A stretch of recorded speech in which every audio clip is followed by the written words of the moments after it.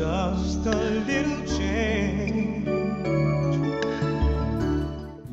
Memperkenalkan Raziman Sarbini, anak kelahiran Limbang, Sarawak.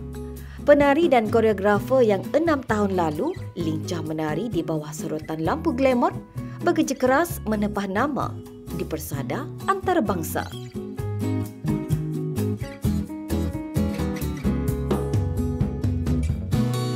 Bukan sahaja lincah menari, Raziman begitu berbakat sebagai seorang koreografer ballet dan seni tari kontemporari.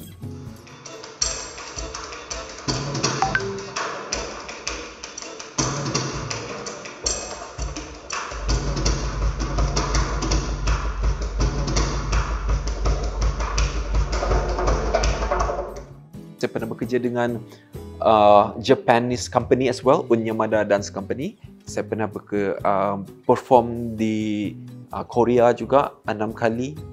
And then saya pernah pergi Switzerland, Italy, USA, and saya pernah pergi Australia.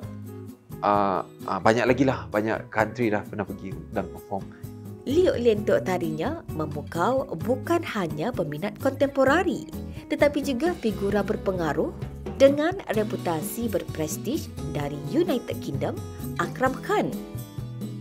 And his name is really big out there. It's quite exclusive lah. Tapi bila dia ada certain project, dia memang akan open audition and select a few people. It's not easy lah. Very competitive. Thank God dengan knowledge saya,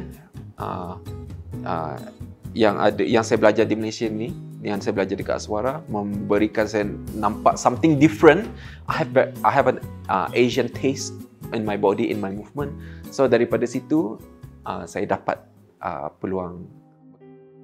Raziman hanya sempat berkarya dan bekerjasama dengan Akram untuk 2 projek sahaja sebelum dia terpaksa meninggalkan kota metropolitan New York dan kembali ke Malaysia gara-gara COVID-19.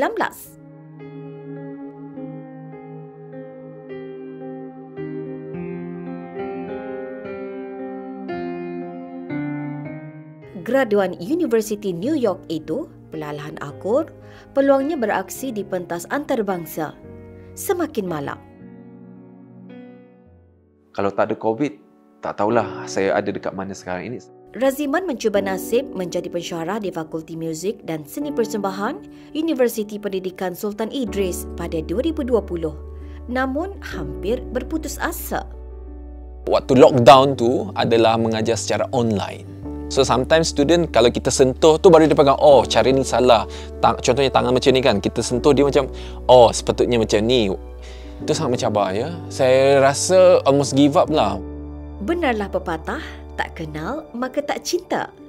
Raziman mula menyedari dia semakin jatuh cinta dengan kerjayanya apabila seorang demi seorang anak didiknya berjaya menempatkan diri dalam seni persembahan profesional, antaranya Jabatan Kebudayaan dan Kesenian Negara, Artis Budaya Dewan Bandaraya Kuala Lumpur dan lain-lain.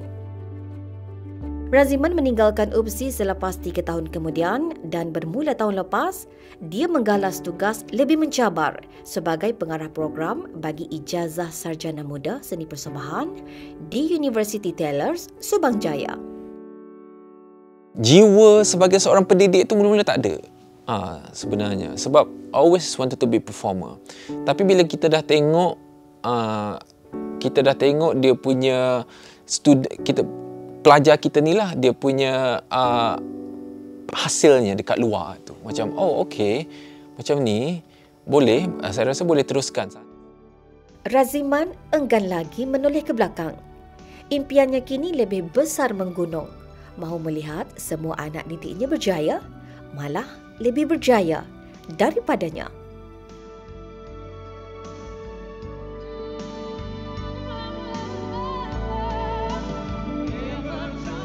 Ziana Aimah, Mama Yusof, FMT.